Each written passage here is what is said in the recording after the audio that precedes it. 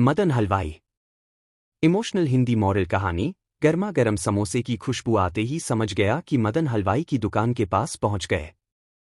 तांगे से बाहर झांक कर देखा तो मदन हलवाई का नौकर समोसे तल रहा था। बस वहीं तांगा रुकवा लिया। तभी आभा, मेरी पत्नी, बोली, आभा, बस हो गया न। यहां आते ही हलवाई की दुकान पर कूद पड़े। मैं, सौरभ, अरे देखो तो कितनी अच्छी समोसों की खुशबू आ रही है। कौन सा रोज रोज यहां आते हैं? अब आए हैं तो घर लेकर चलते हैं।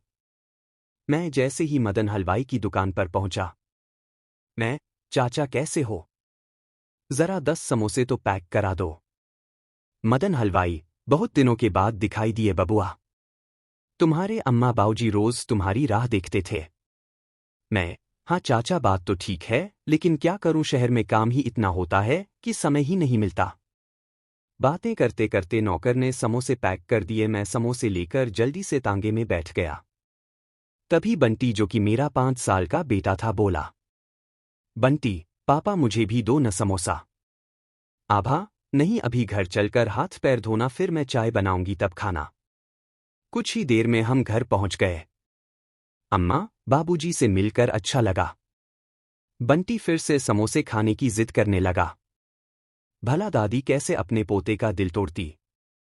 उन्होंने तुरंत एक समोसा निकालकर उसे खाने के लिए दे दिया। बंटी एक हाथ में समोसा लिए, दूसरे हाथ पतंग उठाए छत की ओर चल दिया। उसकी दादी ने बहुत सी पतंगें इकट्ठी कर रखी थीं। वह समोसा खाकर पतंग उड़ाने की तैयारी करने लगा। नीचे आंगन में सब बैठकर समोसे खा रहे थे।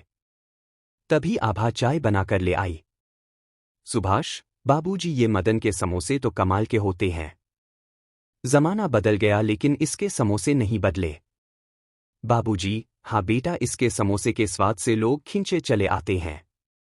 अम्मा, छोड़ो उसे बेटा, यह बता कितने दिन के लिए आया है, अब रुक कर जाएगा ना? सुभाष, अम्मा मैं तो परसों चला जाऊंगा। छुट्टी नहीं मिल रही है। आभा और बंटी रहेंगे कुछ दिन आपके साथ। अम्मा का चेहरा थोड़ा सा मुरझा गया, लेकिन फिर पोते के बारे में सोचकर उन्होंने अपनी सहमति जता दी। इधर बंटी अपनी ही धुन में पतंग उड़ा रहा था। शहर में यह सब कहाँ मिलता था। तीसरे दिन सुभाष अपने काम पर वापस चले गए। बंटी की छुट्टियां थीं तो आभा और बंटी रुक गए। कुछ दिन बाद सुभाष बंटी और आभा को लेने गया। मदन हलवाई की दुकान के पास पहुंचकर उसने देखा कि दुकान बंद है। घर पहुंचा तो पता लगा मदन हलवाई का बेटा बहुत बीमार है। उसकी ही देखभाल में वह लगा था। अगले दिन मैं आभा और बंटी के साथ घर वापस आ गया। कुछ दिन बाद रात को करीब 1 बजे डोरबेल बजी। गेट खोला तो देखा सामने मदन हलवाई खड़ा था। मदन भैया, माफ करना, इस समय तकलीफ दे रहा हूं। आपके बाबूजी ने बता दिया था, इसलिए आ गया। मैं, क्या बात है, सब ठीक तो है? तुम अंदर आओ। मदन भैया, मेरा बेटा अस्पताल में है।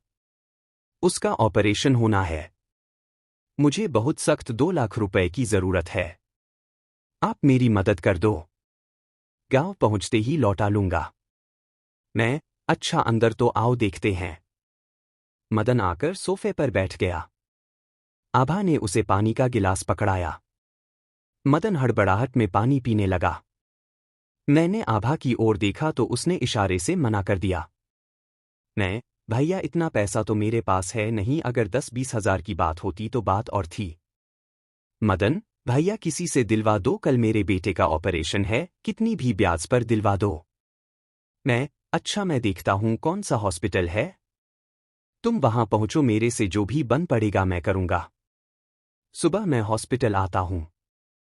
मदन हॉस्पिटल का नाम बताकर जाने लगा। जाते जाते उसने मेरा हाथ अपने हाथ में लेकर कहा, मदन भैया, शहर में बस आप ही का सहारा है, ध्यान रखना।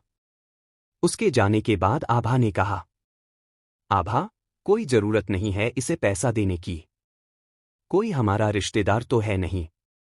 मैं, आभा, मुसीबत तो किसी पर भी आ सकती है। मैं सोचता हूं इसकी मदद करनी चाहिए। आभा, लेकिन अगर पैसे वापस न किए तो हम क्या कर लेंगे? मैं, देखा जाएगा। वैसे भी गांव जाकर बाबूजी को सुनाएगा। उन्होंने भी बहुत उम्मीद से मेरे पास भेजा होगा। आभा कुछ नहीं बोली, लेकिन उसकी आंखों से दिख रहा था कि उसे यह सब अच्छा नहीं लग रहा है। मैं रात भर कश्मकश में रहा कि क्या करूं। अगले दिन मैंने मन बना लिया कि मैं उसकी मदद करूंगा। मैं सुबह ही बैंक गया, वहां से पैसे लेकर सीधा अस्पताल पहुंचा। रिसेप्शन पर मदन खड़ा था। भैया ये लो 2 लाख रुपए, जमा करा दो। मुझे देखकर मदन की आंखों में आंसू भर आए। मदन, भैया तुम्हारा बहुत धन्यवाद, लेकिन अब इसकी जरूरत नहीं। आज सुबह 4 बजे मेरा बेटा चला गया मुझे छोड़कर। लेकिन कैसे? आज तो उसका ऑपरेशन होने वाला था। मदन, सब ऊपर वाले का खेल है भैया, लेकिन आपका यह एहसान मैं कभी नहीं भूलूंगा। कुछ ही देर में एम्बुलेंस आ गई। मदन बुरी तरह रो रहा था। उसके साथ गांव के कुछ लोग और भी थे। वे सब मदन के बेटे को एम्बुलेंस में रखकर गांव की ओर रवाना हो गए। आज मेरा ऑफिस जाने का मन नहीं किया। मैं सीधा घर आ गया। घर आकर मैंने सारी बात आभा को बताई, उसे भी बहुत बुरा लगा। इस बात को कई महीने बीत गए। कई महीने बाद मुझे फिर से अपने घर जाने का मौका मिला। मैं अकेला ही जा रहा था। तांगा मदन हलवाई की दुकान के पास पहुंचा तो देखा वहां कोई और बैठा है।